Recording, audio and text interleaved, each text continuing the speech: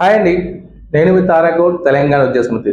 ఈరోజు టాపిక్ వచ్చేసి గురునానక్ ఇన్స్టిట్యూషన్స్.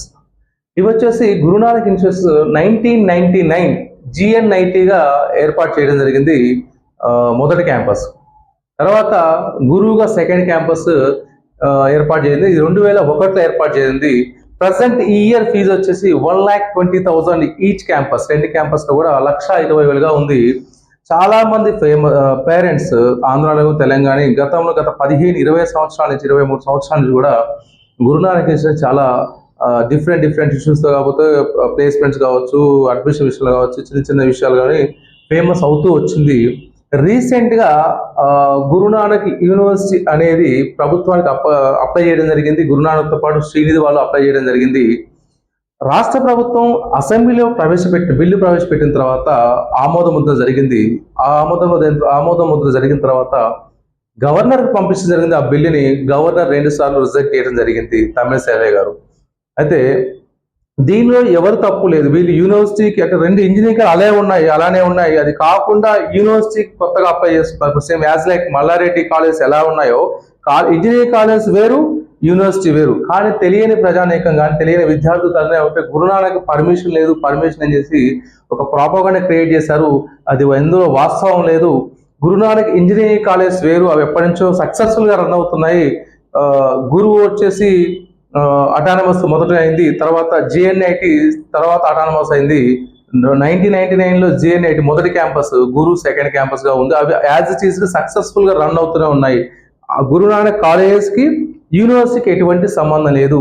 రాజ్యాంగబద్ధంగా గవర్నర్ కు ప్రభుత్వం మధ్య జరిగిన చిన్నపాటి డిస్టర్బెన్స్ వల్ల ఈ 2 యూనివర్సిటీలు ఇబ్బంది పాల్పడ్డాయి. శ్రీనిధి కానీ గురునానక్ కానీ.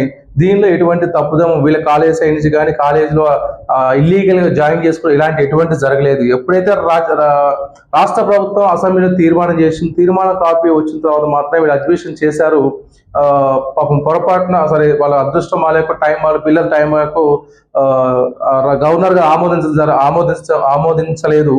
సో దానివల్ల గురునానక్ యూనివర్సిటీ అనేది లాస్ట్ ఇయర్ రాలేదు. ఆ పిల్లల్ని డిఫరెంట్ కాలేజ్కి ఎక్స్చేంజ్ చేయడం జరిగింది. దానివల్ల నష్టపోయింది గురునానక్ కాలేజ్ మాత్రమే. పిల్లల అకాడమిక్ ఎటువంటి నష్టం జరగలేదు. వాళ్ళందరూ అకాడమిక్ యాజ్ కంటిన్యూ అయింది. కాకపోతే దానివల్ల వచ్చిన బ్యాడ్ నేమ్ అనేది గురునానక్ ఇంజనీరింగ్ కాలేజ్కి అప్లై చేస్తున్నారు. కొంతమంది కావాలని చేస్తున్నారు స్పెక్యులేషన్స్. కానీ కాలేజీకి యూనివర్సిటీకి ఎటువంటి సంబంధం లేదు, ఎటువంటి ఇర్రెగ్యులేటర్స్ లేవు. లెజిటిమేట్ గా నడిపిస్తున్నారు కాలేజెస్.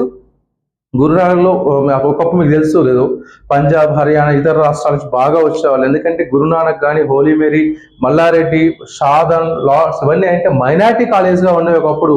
ఈ మైనారిటీస్ కాలంలో మెకానికల్, సివిల్, ట్రిపుల్ చాలా కమాండబుల్ గా ఉండేవాళ్ళు. వాటిలో చాలా డిమాండ్ ఉంది. లక్షలాది రూపాయలు డొనేషన్ ఇచ్చి కట్టి జాయిన్ అయ్యేవారు. ఎందుకంటే మైనారిటీ కాలేజీలో ఫ్యాకల్టీ వైజ్ కానీ ఇన్ఫ్రాస్ట్రక్చర్స్ చాలా సిస్టమేటిక్ గా ఉంటాయని బాగా టాక్ ఉంది. సెయింట్ మేరీస్ కానీ, Mallareddy college, next Gurunanak, holy Mary, Shadan ఇవన్నీ ఒకప్పుడు మైనారిటీస్ కాలేజ్. జేఎన్టీయూలో ఎప్పుడు కలవలేదు. రాను వచ్చేసి మళ్ళీ జేఎన్టీయూతో కౌన్సిలింగ్ లో వచ్చారు. అంతకుముందు జాయిన్ కావాలి డైరెక్ట్ గా జాయిన్ అయ్యేవాళ్ళు. ఇప్పుడు ఏంటంటే త్రూ కౌన్సిలింగ్ 70% కండర్ కోట, 30% మేనేజ్మెంట్ కోటాగా ఉండిపోయింది.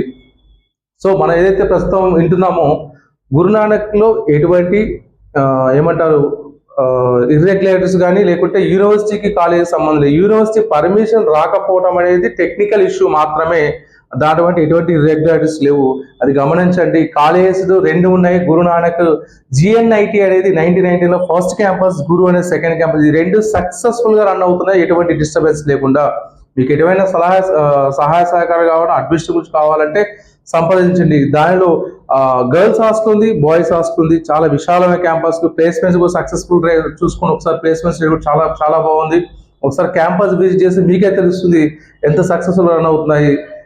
ఆల్ ఓవర్ హైదరాబాద్ నుంచి కూడా ట్రాన్స్పోర్ట్ ఉంది. మీకు ఆ పిల్లలు ఉండటానికి హాస్టల్ ఫెసిలిటీ ఉంది. ఇతర రాష్ట్రాలు, ఇతర దేశాలకు గతంలో వచ్చున్నాయి. ఇప్పుడు ఫారెన్ అడ్మిషన్స్ అబార్ట్ చేశారు కాబట్టి ఓన్లీ లోకల్ కన్వర్ కోటాని తీసుకుంటున్నారు.